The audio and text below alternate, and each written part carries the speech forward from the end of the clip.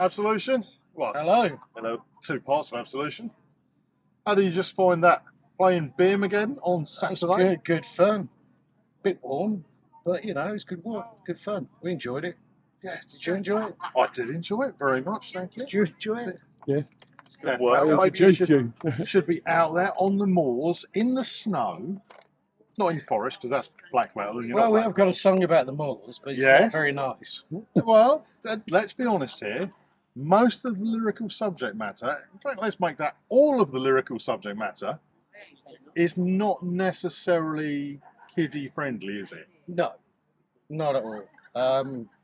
And that's not in a sort of, yeah, how'd you put it? Yeah, I mean, some of it, unfortunately, is about children.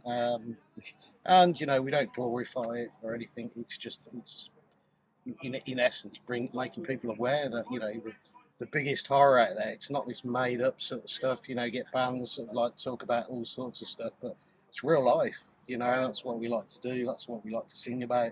Yeah, It's we real focus life, on the British you know. serial killers as well. Yeah, focus on British, you know, there's a few other bands who do stuff about, you know, Murder Metal Macabre, for example, if you've heard of them.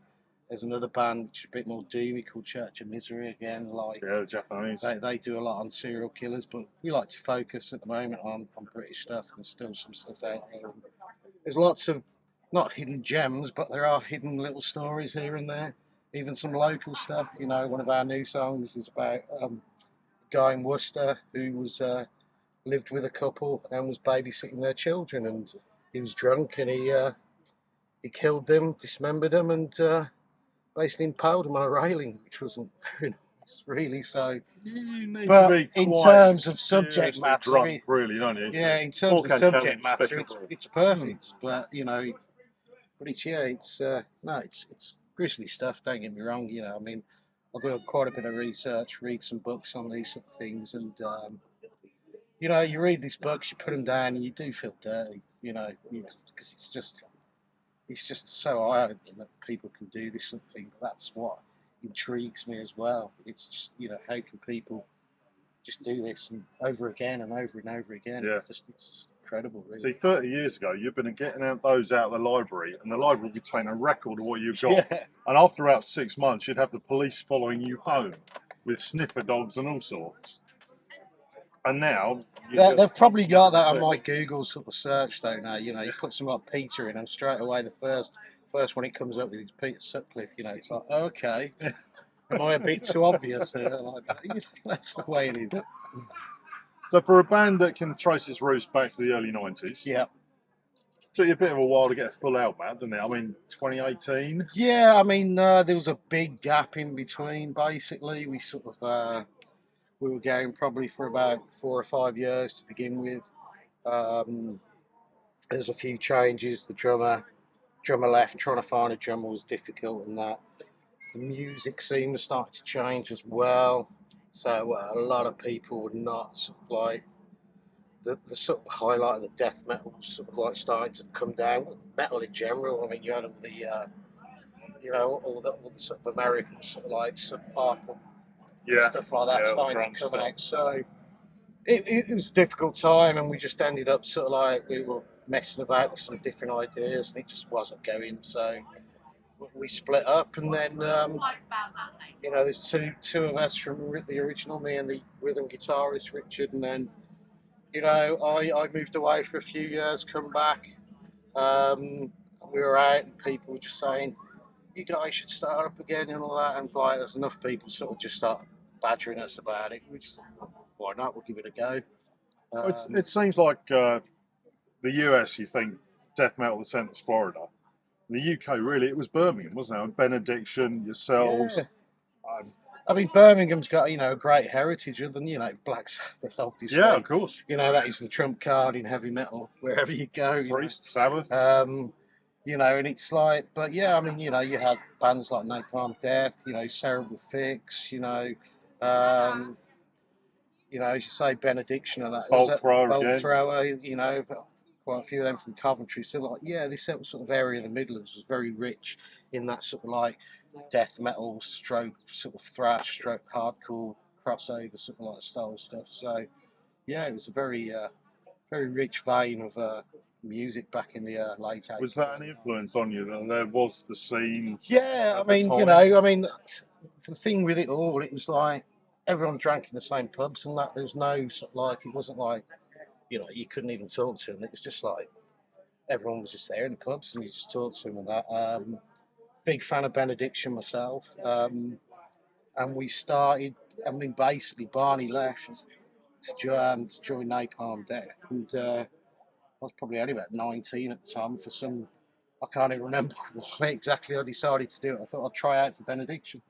And I was inexperienced in that. But Paul, the bass player at the time, Paul Adams, quite liked what I did. And when he parted ways with Benediction, he approached me and said, "Do you want to fancy starting something up?" So that's how it basically began back in the day.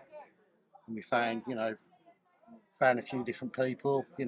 Back in those days, it was like putting posters up in shops and such, things like that. And Richard, the guitarist, it was just literally, I think, I was working in a shop in the city centre called Alive. I did alternative sort of t-shirts and stuff. He walked in, he had certain patches and that on his denim, like death metal. And I think I just approached him and said, "You don't play guitar or anything?" And he was like, "Well, yeah," and it just started from there. So, it's amazing how it sort of just comes about, sort of like from that sort of stuff. So how different it could have been if it said, "No, Yeah. but I'm bloody marvellous on the triangle." I mean, what sort of band is it? Brutal A Triangle. whole new genre. Yeah. Brutal Triangle death metal. We'll have to do that on the next album. Could have been. Yeah, yeah. Speaking of which, it is 5 years since Confessions of the Nictus. You mentioned new material, Neil. Yeah, we're writing some new material at the moment. We're unsure what exactly we're going to do. We're looking at probably just recording some stuff ourselves, seeing how that goes, and if anything, using it as demos if need be. It's a difficult. Times have changed. We can see now. So physical media has become less and less important to maybe the younger generation. They're not so. The older generation a lot more. They want physical, actual products. So You're again, just saying I'm old, aren't you? we are all None old. taken. We are all old. I'm old as well. Yeah. Oh, I was born after the band. Yeah. Oh, Yes, there's child. always one. You child. I think when we did our first demo, you were what, about 3 months I was old? 3 months old, and then on the original, was it Remittance in Penance? Yeah. The first EP. There's a. It starts off with a baby cry, so I said, "Yeah, that was me on the album." It's his first appearance, yeah. But yeah, so we don't know, in terms of like, again, it can be just distribution deals and that. The previous one with the album, it was a distribution to a company in Canada called CDN. It's just seen. Otherwise, it may just end up being sort of stuff we'll put out in places like Bandcamp and stuff, and I'll just end up doing that. It's just trying to understand because the cost and everything involved, can be quite high these days. So it's just looking at what's the easiest thing to do as well, and getting your music out there. At the moment, our stuff on Bandcamp is free to download. If anyone's watching this, That does mean you can donate, though, folks. yeah. Listen to it if It's you like it. pay what you want, sort of thing. Yeah. But Hi. we did it as part of the lockdown and all that. We were sort of like, the album we just put on there for like digital copies. Pay what you want. So yeah, anything's appreciated, but it's getting the music out there as well. So, any gigs before the end of the year? We're We've concentrating on writing now. We've just got one scheduled at the moment. In September, we're playing a little place in Worcester called Paradiddles. Tiny little place, but a great, cracky little atmosphere. I think this tent is probably a little bit bigger than the stage. But the crowd down there are amazing. They just love it. And we had this small room and managed to get a circle pit going. So it was quite amusing. It's Malcolm of Sadistic Storms. Yeah. No, really good. So yeah, that's all we've got at the moment. But yeah, we're looking, whatever comes out, whatever comes, if there's anyone who's been here who sort of like puts us towards their local promoters, then yeah, we're more than happy to sort of look into it. But yeah. So anybody checks out Absolution, Yeah. enjoys what I hear. Facebook, to know anybody who's a promoter, Yeah. Give them a nod. Facebook Absolution UK, I believe. And That's the keep handle. an eye on that. Keep an eye on the Facebook. Keep an eye on the socials. And yeah, and the final thing from me, if you haven't been to this festival and you get a chance, by all means, mate, you know, do it. It's great at the festival, keeping it real, keeping it live. Nice one. Thank you very much, gentlemen. Thank Look you. forward to the new material. Cheers, thank you.